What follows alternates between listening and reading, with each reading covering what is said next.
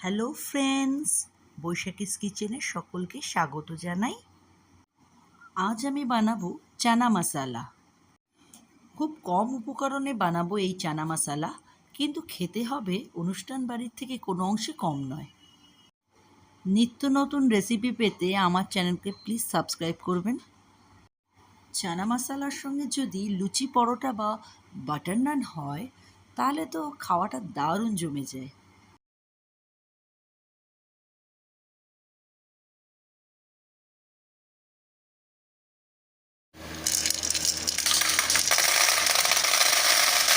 প্রথমে কাবলি ছোলা নিয়ে ভালো করে ধুয়ে 5-6 ঘন্টার জন্য আমি জল দিয়ে ভিজিয়ে রাখব।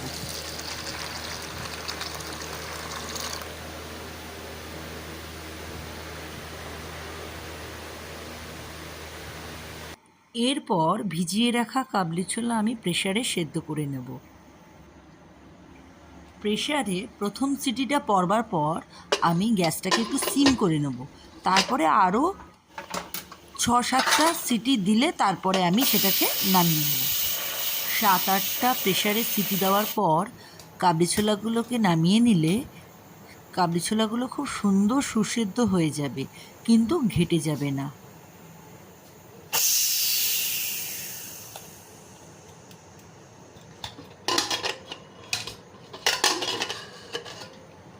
এই দেখুন, খুব সুন্দর সিদ্ধ হয়ে গেছে, কিন্তু ঘেটে যায়নি। এবার আমি ঢেলে নিচ্ছি একটা বাটিতে। চানা মশালা বানাতে আমি 2টো মাঝারি মাপের পেঁয়াজ নিয়েছি, আর 1/2 ইঞ্চি আদা, আর কয়েকটা কোয়া রসুন। এগুলোকে আমি মিক্সিতে বেটে নিয়েছি। এবার কড়াইতে আমি তেল দিচ্ছি। তেলটা গরম হয়ে গেলে এই মশলাগুলোকে আমি একে একে দেবো। তেল গরম হয়ে গেছে, এবার আমি একে একে আদা বাটা, পেঁয়াজ বাটা ও রসুন বাটা তেলের মধ্যে দিয়ে দেবো। মশলাটা ভালো করে কষবো। এর মধ্যে আমি একটা মাঝারি মাপের অর্ধেক টমেটো দিয়ে দেবো। ভালো করে এইভাবেই মশলাটা কষতে হবে।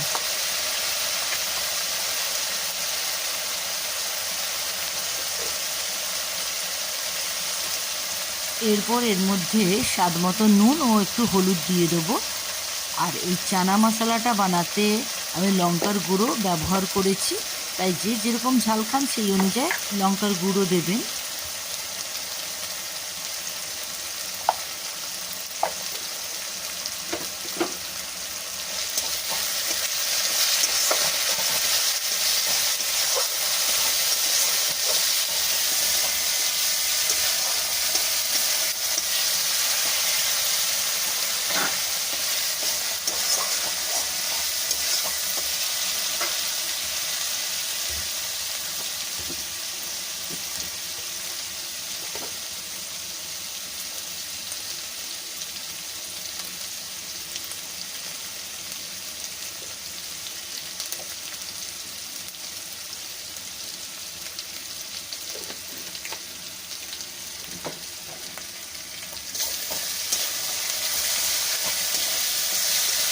মশলাটা যাতে পুড়ে না যায় এইভাবেই কষে যেতে হবে, এবং মশলা থেকে তেলটা ছেড়ে গেলে তারপরে আমি কাবলি ছোলাগুলোকে দিয়ে দেবো।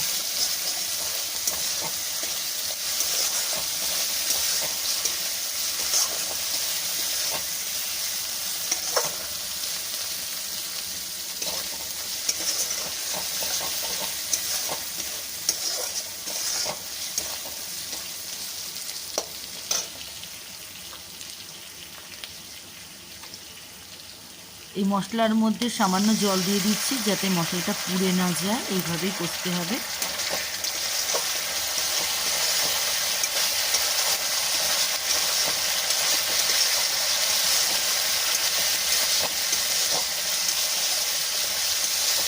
এরপরে আমি চানা মশলা পাউডার জলে গুলিয়ে সেটা এই মশলার মধ্যে দিয়ে দেবো।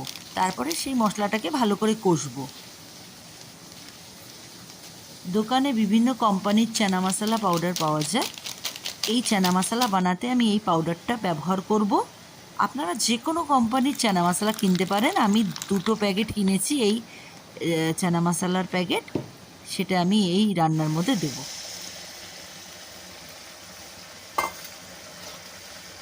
এবার আমি এইভাবে ভালো করে মিশিয়ে নেব।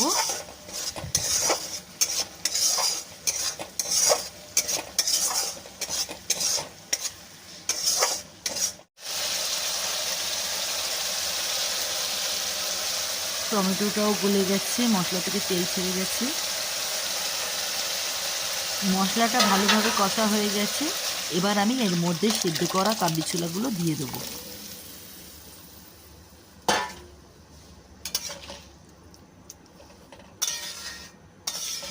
এবার ফুটে উঠে এলেই চানা মশলা রেডি। এই চানা মশলা আপনি রুটি, পরোটা, লুচি, বাটার নান যার সঙ্গেই খান না কেন খেতে দারুণ লাগবে। একবার ট্রাই করে দেখুন। ঘরোয়া পদ্ধতিতে বানানো এই চানা মশলা অনুষ্ঠান বাড়ির থেকে কোনো অংশে কম লাগবে না। আমি তো এর সঙ্গে পরোটা দিয়ে খাবো বলে পরোটা বানিয়ে ফেলেছি।